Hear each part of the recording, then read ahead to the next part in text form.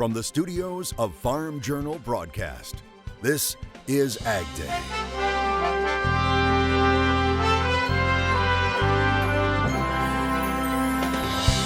Today on AgDay, an Oklahoma family battles floodwaters to get to their cattle. See what daily chores are like right now.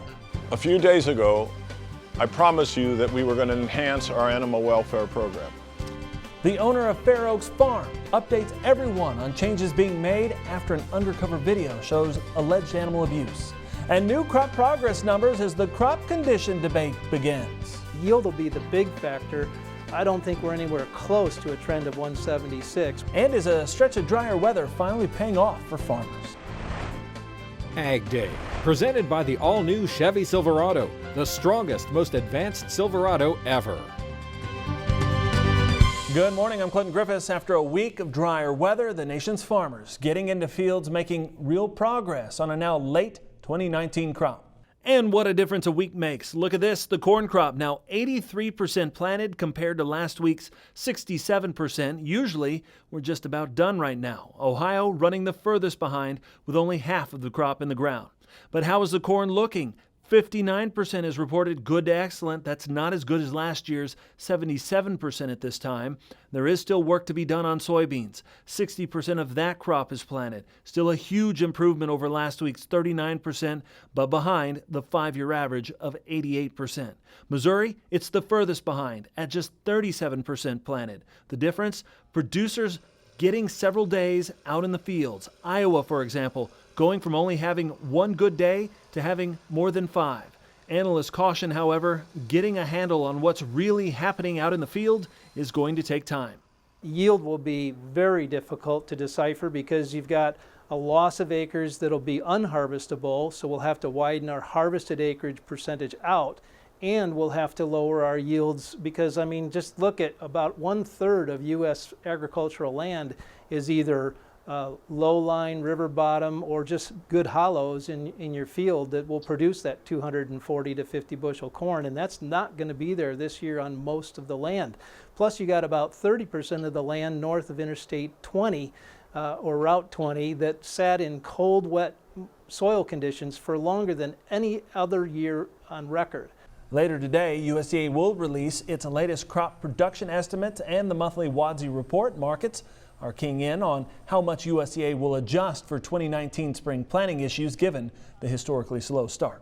Threatened tariffs with Mexico now on the back burner since President Trump dropped his threat of tariffs. That's after negotiators reached a deal Friday on measures to stem the flow of migrants pouring into the U.S. from Mexico. The president tweeting over the weekend that Mexico had agreed to, quote, immediately begin buying large quantities of agricultural product from our great patriot farmers, end quote. Now, Mexico's ambassador to the U.S. was asked on CBS Face the Nation as to whether Mexico had agreed to increase imports as part of the deal. She did not answer the question, but said trade was going to increase as a result of the U.S.-Mexico-Canada trade pact. The president talking about the deal during a call-in interview with CNBC on Monday. And I spoke with the president of Mexico. I get along with him very well, and we made this deal. But this is something the U.S. has been trying to get for over 20 years with Mexico. They've never been able to do it. As soon as I put tariffs on the table, it was done. It took 2 days. Both countries agreeing to finalize the terms of additional provisions within 90 days. Officials say under the agreement, if the measures adopted do not deliver the desired results, the two sides would have to announce within 3 months what they plan to do. Back on the China trade front, President Trump says if Chinese President Xi Jinping doesn't meet with him at the upcoming Group of 20 summit in Japan later this month, additional tariffs will go into effect. But Mr. Trump says he expects Xi to attend. He made the comment during the same interview with CNBC on Monday. The president appeared to have called into the show in response to the U.S. Chamber of Commerce. It had criticized the president for using the threat of tariffs against Mexico. Now, President Trump saying the organization has its priorities wrong. Later today, the president and USDA Secretary Sonny Perdue are scheduled to visit Council Bluffs, Iowa. The two expected to comment on the recent approval of year-round E15. The president also expected to talk about that 90-day suspension of new tariffs against Mexico and the need for Congress to approve the USMCA. Secretary Perdue may also provide additional details regarding the second round of tariff aid for farmers and the disaster aid bill recently signed by the president. Keep watching Ag Day on air and online for the latest. Now, who can forget this? Those extreme cold temperatures that gripped much of the Midwest earlier this year. Experts now saying the polar vortex has nearly wiped out the peach crop in southwestern Michigan. Some of the region's apricot, plum, and apple crops may also be affected. That's after temperatures dipped to minus 20 degrees in late January. The Michigan State University's tree fruit specialist says Michigan's southwestern counties will see millions of dollars in losses from damage to fruit crops. He says the polar vortex may have shortened the lifespan of trees that were severely damaged. The ice and cold may be gone, but wet weather continuing to be an issue, as meteorologist Cindy Clausen shows us in today's Crop Comments. Cindy? Thanks, Clinton. The Mississippi River has risen to near record levels, but some people aren't letting extra water keep them from having a little fun. Eric Hover lives in Nellyville, Missouri. That is in the southeastern part of the state. Check out this belly flop. Eric says on Twitter, quote, "The rice isn't the only thing enjoying going to flood."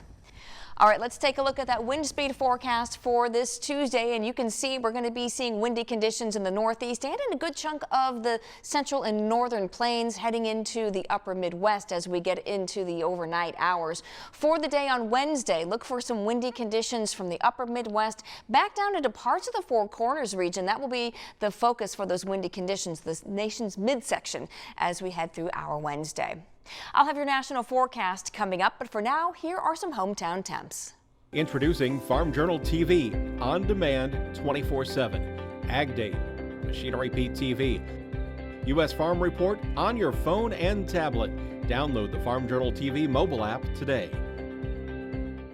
Wheat harvest has started in the southern plains, but investigators from USDA are focusing on Washington state after the discovery of unapproved genetically modified wheat plants. The GM wheat was found in an unplanted field, and USDA says there's no evidence it entered the food supply. The plants are glyphosate resistant. Currently, there are no commercially approved GM wheat varieties available. However, the unapproved plants have shown up from time to time. The most recent back in 2018 in Alberta, Canada, and in 2016 also in Washington state. A Bayer Crop Science spokeswoman says this latest finding may have occurred on the site of a former field trial. Those were shelved by then Monsanto back in 2004.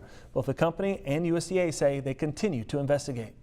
Coming up, is the market getting ahead of itself, or is the USDA trailing behind when it comes to fields across the country right now? We get some insight ahead of today's big report. That's next. Plus, the owner of Fair Oaks Farms speaking out again after alleged animal abuse is caught on camera. Closed captioning is brought to you by BASF. Grow smart with BASF. We create chemistry.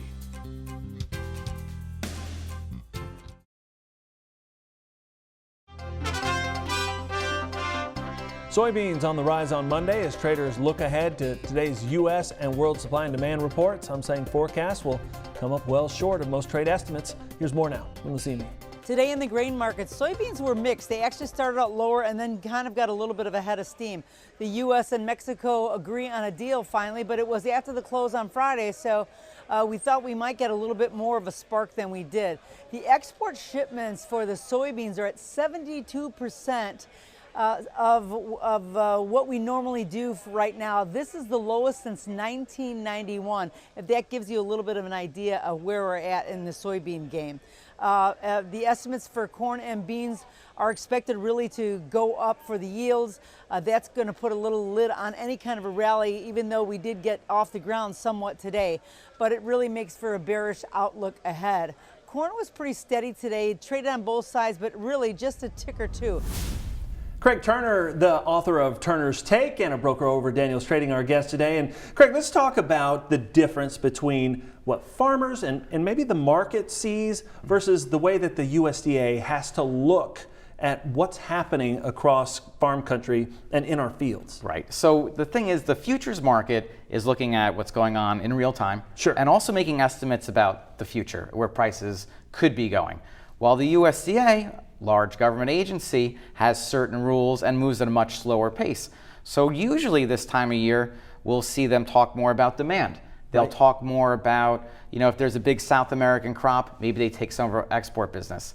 still a little early to talk about acres because that acreage report isn't until June 30th, right? Right. And we're just getting into crop conditions, and you need the crop conditions to have the good to excellent ratings and the poor to very poor, and then you can start thinking about yield. So we could have, WASDE reports that are out of sync with the market. The crop conditions report, could have a higher good to excellent rating because what they're looking at now is what's emerged, and what got planted early could have been in better parts of the country. Well, they're not looking at emergence because nothing's emerged from what hasn't been, been planted yet, or right? has barely just come up, right? So right. you can get, these situations where the market gets ahead of itself, or maybe the USDA is trailing behind. Yeah. So how does the market then digest that, or do they factor any of this in, or should we? I think what happens is you get a little bit of a both, right? You can make the case if we have an 87, 86 million acres and a 165 yield, D's corn should be higher than where it is now. You also get the bears out there are going to be pointing to the USDA, and also there's still time. Like there's still time to have a good growing season. There's still time to have dry weather and good heat and help these crops along. So it is a mix. I think the price rationing and the market, the futures market tends to run a little too high and tends to run a little too low too during these kind of periods. Okay, well, it is something to watch, and I know we'll be combing through every page of that USDA report this week, trying to make some sort of guess on what's out there. Appreciate you. And we'll be back with more Ag Day coming up here in just a minute. To contact Craig or listen to his podcast, go to turnerstake.com.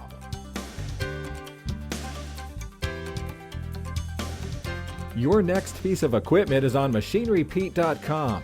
Search equipment from dealerships across the country to find what you're looking for.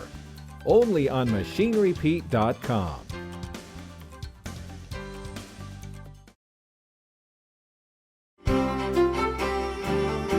Welcome back to Ag Day. Meteorologist Cindy Clausen here, looking at the weather map to start this week. And Cindy, it almost looks kind of quiet here. On this map, at least. Yeah, don't let the looks deceive you, though, because we will be seeing some more rain in spots that really don't need it.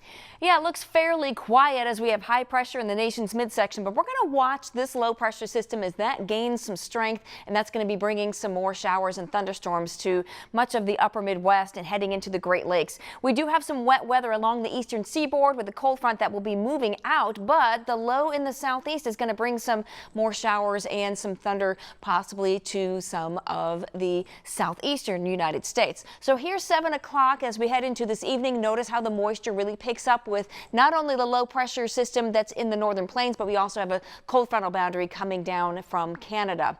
Heading into the overnight hours, you see everything kind of moves over towards the Great Lakes region into the central Corn Belt, but we also see some trailing back on the bottom part of that front as you get into northern Texas as well. Through the day on Wednesday, we see showers and thunderstorms in the southeast, and everything shifts off to the east, and we start to pick up a little bit of moisture, especially in the higher elevations in the west as well. The past 24 hours, it's mainly been along the east coast with that frontal boundary that continues to pull away from the area. But as you add on the next 24 hours, you see how we really pick up that moisture in the nation's midsection, and a fair amount, especially from South Carolina into Georgia and on into northern Florida as well.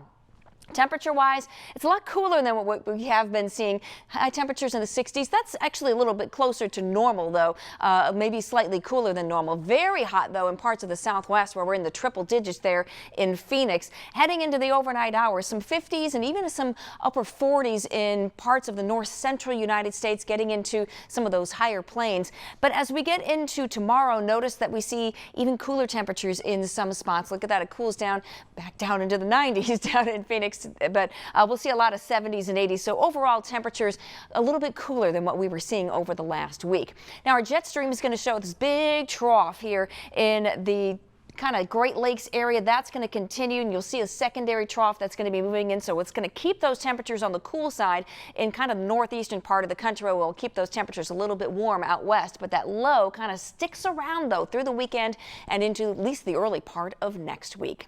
That's your national forecast. Now let's check on the weather where you live. Dinosaur, Colorado, abundant sunshine for you today with a high of 79 degrees. Woodbine, Iowa, showers and thunderstorms with a high of 71. And Frazeysburg, Ohio, lots of sunshine, 74. Still ahead, we continue to follow new developments regarding the largest dairy farm in the country. The farm in the spotlight after a video of alleged animal abuse is released. What the owner of the farm says he's doing now. Coming up. Join Andrew McCrae for Farming the Countryside, a farmer-focused podcast that is all about production agriculture.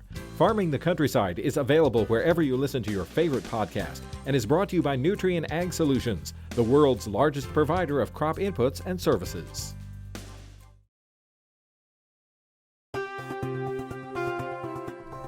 Keeping you updated on the controversy surrounding Fair Oaks Farms in northern Indiana, the nation's largest dairy, a big topic of discussion right now in the industry. Now the Newton County Sheriff's Office says misdemeanor charges have been filed against 3 people. Investigators say all 3 are charged with the beating of a vertebrate animal, which is a misdemeanor. And we're hearing more from Fair Oaks Farms owner Mike McCluskey. McCluskey posting 2 videos on Facebook saying they have begun the search for a person who specializes in animal welfare to work at the farm. He says that person will be working with employees day in and day out. The farm also working to install cameras throughout the facility and adding third-party audits. These third-party audits will be frequent, random, and unannounced.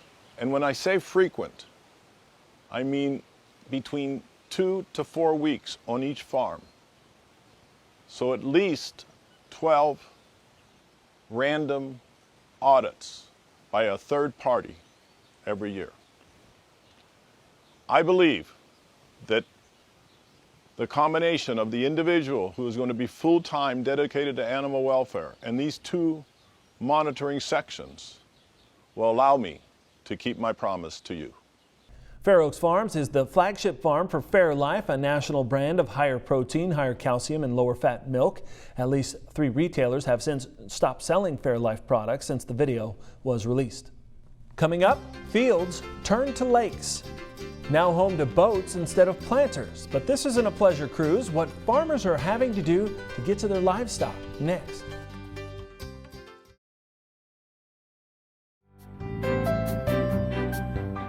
In the Country is powered by Kawasaki. Let the good times roll.